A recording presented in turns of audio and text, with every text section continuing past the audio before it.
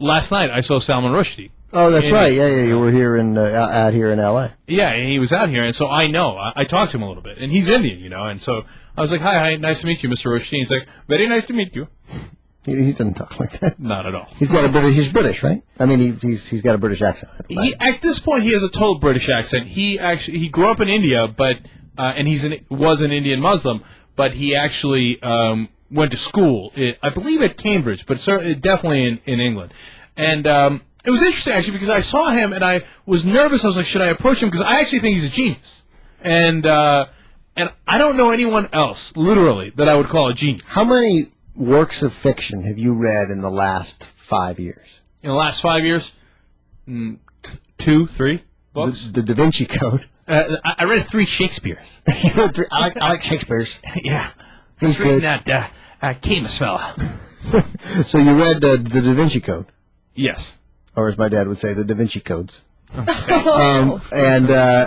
you read, and then you read, you didn't read Satanic Verses, you read the sequel, right, or whatever. No, you're the worst. Okay. Oh, please, you're so anti-intellectual. No, I read Midnight's Children, which came well before Satanic Verses, and which is actually his best. I think the one after Satanic Verses was the sequel.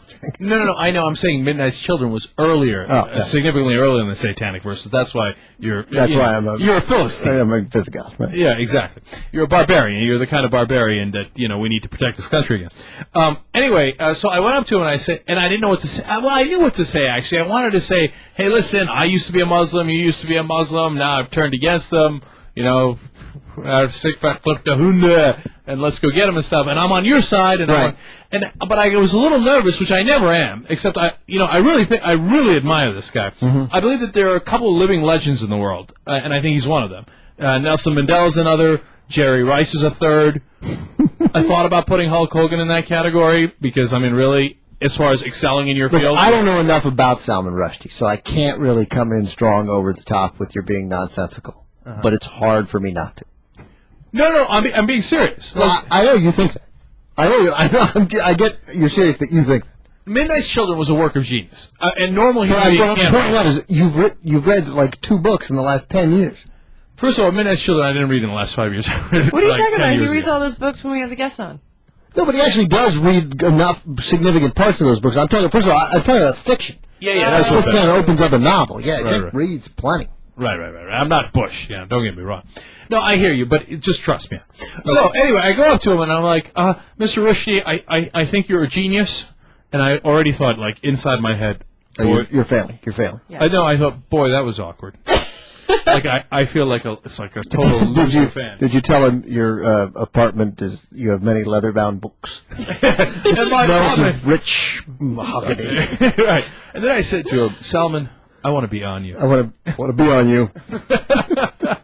We're quoting Anchorman there for the people who don't know. Anyway, so I say, I think you're a genius, and I said, and I don't say that often about people. I got worse. I got much worse. Going? You made it seem like you're not just being complimented. You're being complimented by a judicious complimenter, Cenk Uger. Exactly. You should be so honored that I'm actually complimenting you. Right. You have no idea how much worse it gets. Oh, no. I said, I read Midnight's Children. It's my favorite book, and you're my favorite writer. I think I should have said author. Anyway, and then I was like, and he's like, oh, thank you. And he seemed like genuinely complimented. And I was like, okay, that went pretty well. Punch you in the face? No, but, he could have been like, yeah, whatever, right? So, but he wasn't. By the way, this was an event held by the American Jewish Congress. And is that, we're looking at theyoungturks.com, our website. Is that a picture of his wife? Padma, yes. And she's a Pakistani model. And she's gorgeous! How did that work out? Wow. Well, that's because she read Midnight's Children. Right. I was as impressed as I was. Right.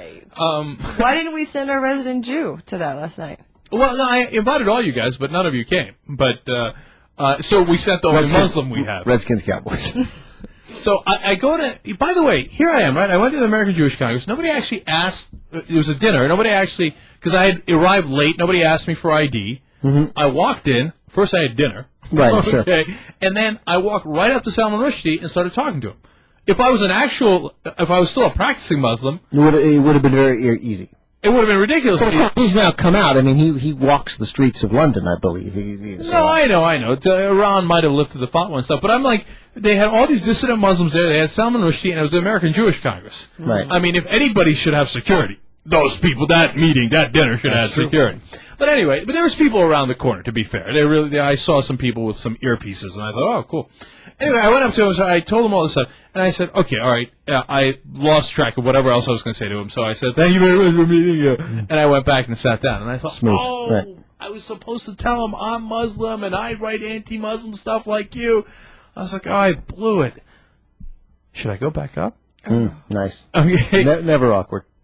I was like, no, that's such a bad idea. That's so awkward. Don't do it, Cenk. And then you thought, this is it. This is my time to meet Salman Rushdie. If I don't do it now, I'm never going to have that opportunity. So you went and did it. You know what? No, Pat Mankiewicz knows Cenk.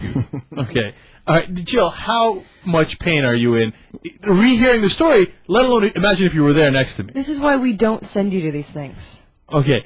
So I'm like, I shouldn't do it. It's not going to work out. It's going to look really, really stupid if I go back up to him. I wish we had a camera because Cenk's walk and facial expression and whole demeanor changes when he's about to talk to someone important.